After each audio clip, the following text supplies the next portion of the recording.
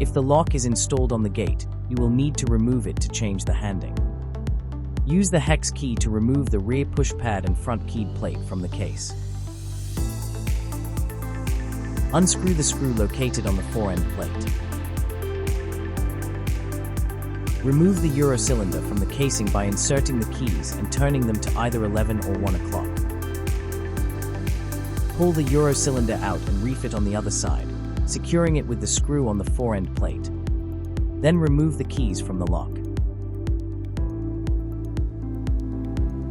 Refit the front keyed plate.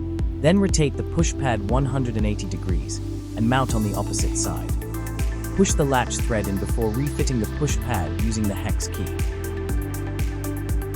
Secure the push pad and front plate while keeping the latch thread pushed in. Check that the push pad works smoothly without getting stuck. And that's it, you've successfully changed the handle and can now install the lock using the standard fitting instructions.